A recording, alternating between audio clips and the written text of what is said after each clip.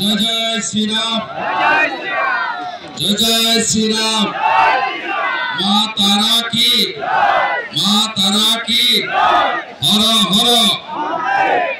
आज के আমাদের একটি অত্যন্ত গর্বের এবং আনন্দের দিন। কেন বলুন তো,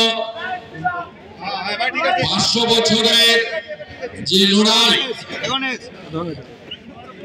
সেই লড়াই সুপ্রিম কোর্টের নির্দেশে শেষ হওয়ার পরে বিশ্ব হিন্দু পরিষদের নেতৃত্বে গোটা পৃথিবীর হিন্দুরা নিধি দিয়ে অযোধ্যায় ফৈজাবাদে ভগবান পুরুষোত্তম রামচন্দ্র মহারাজের তার জন্মস্থানে গর্ভগৃহে মন্দির প্রতিষ্ঠিত হয়েছিল 2024 সালের 22 জানুয়ারি।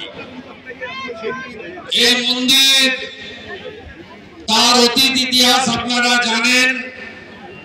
85 বার মোগল পাঠানরা আক্রমণ করেছিল মন্দিরকে, তার জন্মস্থানকে ধূলিসাৎ করে দিয়েছিল। 3 লক্ষের বেশি হিন্দু এই জন্মভূমি পুনরুদ্ধারের জন্য 85 বারের আক্রমণে আত্মবলিদান দিয়েছিলেন। পরবর্তীকালে রামকৃষ্ণ আদবানীজির নেতৃত্বে কর সেবকরাও গুলির সামনে বুক পেতে দিয়েছিল। সেই আমাদের গর্বের সূর্যের রাম মন্দিরের আজকে শাস্ত্রীয় মতে ধ্বজ উত্তোলনের মধ্য দিয়ে শাস্ত্রীয় কর্মকাণ্ড সমাপ্ত হলো। অর্থাৎ রাম মন্দির নির্মাণ, তার বৃত্ত আজকে সম্পূর্ণ হয়েছে অযোধ্যায়। মাননীয় প্রধানমন্ত্রী নরেন্দ্র দামোদর দাস মোদী এবং পূজ্যপাদ সরসংঘ চালক মোহন ভাগবতজির উপস্থিতিতে। তাই আজকের দিনটা গর্বের দিন, আজকের দিনটা সূর্যের দিন, আজকের দিনটা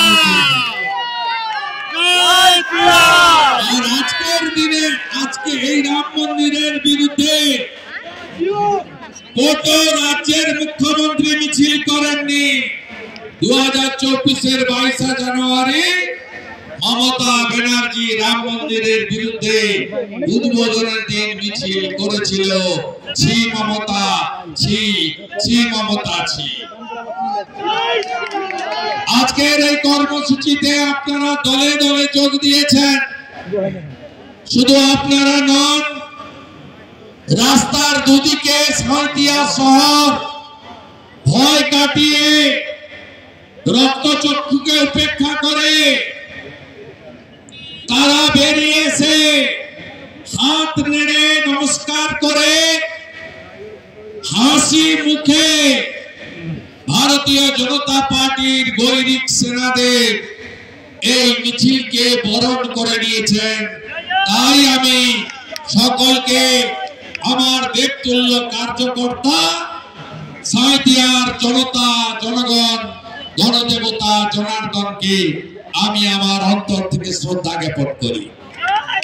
মঞ্চে উপবিষ্ট আছেন মান্যবর জেলা সভাপতি, বীরভূম সাংগঠনিক জেলা ধ্রুব সাহা মহোদয়, বোলপুর সাংগঠনিক জেলার মান্যবর সভাপতি সেবাপদ মন্ডল মহোদয়, আমাদের রাজ্য ভারতীয় জনতা পার্টির সাধারণ সম্পাদক তরুণ নেতা জগন্নাথ চট্টোপাধ্যায়, আমাদের রাজ্যের বর্ষিয়ান নেতা এবং ভারতীয় জনতা পার্টির যারা প্রতিষ্ঠা লগ্নের কর্মী সমর্থক, তাদের নয়নের মণি সম্মানীয় শ্রদ্ধেয় দুধ কুমার মন্ডল মহোদয়, আমাদের বোলপুর জেলার প্রাক্তন সভাপতি